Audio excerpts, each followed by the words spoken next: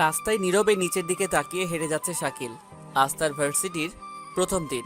অন্য আরেকটা ভার্সিটি থেকে ট্রান্সফার নিয়ে এখানে ভর্তি হয়েছে।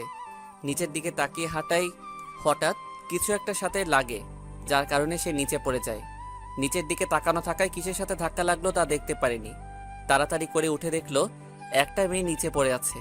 তার মানে সে ওই মেয়েটার সাথে ধাক্কা খেয়েছে। তাড়াতাড়ি করে গিয়ে মেয়েটাকে বলল, সরি আপু, আমি দেখতে পারিনি। হ্যাঁ, মেয়েটার কিছু বলতে না দিয়েই শাকিলকে 2টা থাপ্পড় দিল। দেখিসনি কেন? চোখ কি হাতে নিয়ে হাঁটিস? ছোট লোক, মেয়ে দেখলেই ধাক্কা দিতে ভালো লাগে, তাই না? আপু, আমি আসলেই দেখতে পারিনি। চুপ! আর কোনো কথা বলবে না। তোকে যেন আর কোনোদিন আমার পাশে না দেখি। এটা বলেই মেয়েটি গাড়িতে উঠে চলে যায়। আমিও আমার ভার্সিটির দিকে হাঁটা শুরু করি।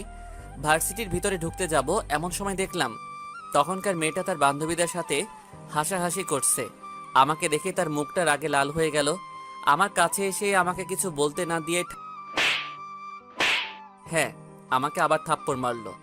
ওই ছোট লোক, তোকে বলেছিলাম না আমার চোখের সামনে আসবি না? তুই এখানে আমাকে ফলো করে আবার চলে আসছিস। তুই ছেলেটাকে চিনিস?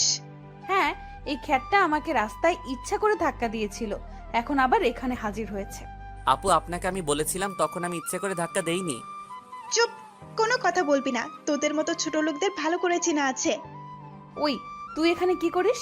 আমি এখানে ভর্তি হয়েছি। এত নামি দামি ভার্সিটিতে তোর মতো ছোট লোক কিভাবে ভর্তি হবে? দেখুন, এখানে আমি আমার মায়ের স্বপ্ন পূরণের জন্য ভর্তি হয়েছি। ছোট লোকের আবার স্বপ্ন? এটা বলেই ওরা সবাই হাসাহাসি করতেছে।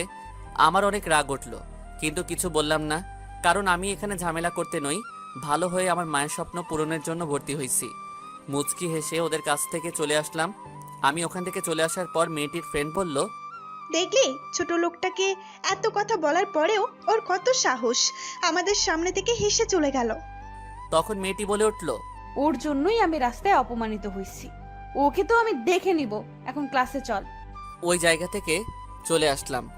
অন্য একটা জায়গায় বসে আশেপাশের জায়গাগুলো দেখতে লাগলাম। কিছুক্ষণ এভাবে বসে ক্লাসের দিকে চলে গেলাম। গিয়ে দেখি স্যার আগে চলে এসেছে। গিয়ে বললাম, স্যার আসতে পারি? তুমি কি এই ভার্সিটির ছাত্র? জি স্যার। তুমি এগুলো কি পরে এসেছো? স্যার, রাস্তায় পড়ে গেছিলাম, তাই এরকম হয়ে গেছে কাপড়গুলো। ঠিক আছে, কাল থেকে সব ঠিক হয়ে আসবে। তখনই কেউ একজন বলে উঠল, স্যার, খ্যাত আবার কি ঠিক হয়ে আসবে? এটা বলতেই ক্লাসের সবাই একসাথে হেসে উঠল। আমি তাকিয়ে দেখলাম এটা তখনকার মেয়েটা, তার মানে ক্লাসমেট। আর কিছু না বলে চুপচাপ ক্লাসে চলে গেলাম। আপনারা হয়তো ভাবছেন আমাকে সবাই খ্যাত কেন বলল, কারণ আমার পরনে ছিল একদম সস্তা কাপড়, পায়ে স্যান্ডেল, তার উপর তখন পড়ে যাওয়ায় কাপড়গুলো আরো খারাপ হয়ে গিয়েছে। আসলে আমার যে টাকা নাই তা নয়, আমি এদের মানসিকতা দেখতে চাইছিলাম। দেখলেন তো কিরকম মানসিকতা এদের। যাই হোক, আমি ক্লাস শেষ করলাম। শেষ করে যখন বের হব তখন দেখি একটা ছেলে আমার দিকে আসতেছে। এসেই বলল, হাই, আমি রাকিব। তুমি? হ্যালো, আমি শাকিল। ভার্সিটিতে নতুন মনে হয়। হ্যাঁ, আমি রাজশাহী ভার্সিটি থেকে ট্রান্সফার নিয়ে আসছি এখানে। ভালো বন্ধু হতে পারি? হ্যাঁ, হতে পারি, তবে এরা তো সবাই আমাকে অপমান করে। আরে এদের কথা ভুলে যাও, আমি এবং আমার বন্ধুরা এদের মতো না। ঠিক আছে, তাহলে আজ থেকে আমরা ফ্রেন্ড, তবে একটা শর্ত আছে। কি শর্ত? আমাকে কিন্তু তুই করে বলতে হবে, আর আমিও তুই করে বলবো, ঠিক আছে? একদম আমার মনের কথাটা বললে। সরি বলছিস? হুম। চল তোকে আমার বাকি ফ্রেন্ডদের সাথে পরিচয় করিয়ে দেই। কিন্তু ওরা আবার অপমান করবে না তো? আরে না, তোকে তো বললাম আমরা এদের মতো না, আর আমার ফ্রেন্ডরাও আমার মতো। ঠিক আছে, চল। তারপর রাকিব আর আমি শহীদ মিনারের দিকে গেলাম। দেখলাম ওখানে কয়েকজন মিলে আড্ডা দিচ্ছে। রাকিব ওদের সামনে গিয়ে বলল, ওই সবাই শোন, আজ থেকে আমাদের ফ্রেন্ড সার্কেলে আরেকজন সদস্য যুক্ত হলো। এ হচ্ছে শাকিল, আর শাকিল এ হচ্ছে সুমাইয়া। আরে রাখ, তোর পরিচয় করে দিতে হবে না, আমরা নিজেরাই পরিচিত হয়ে নিব। একে একে সবার সাথে পরিচিত হলাম। তারপর বললাম, আপনাদের সবার সাথে পরিচয় হয়ে ভালো লাগলো। আরে রাকিব, তুই এটা কাকে ধরে নিয়ে এসেছিস? কেন?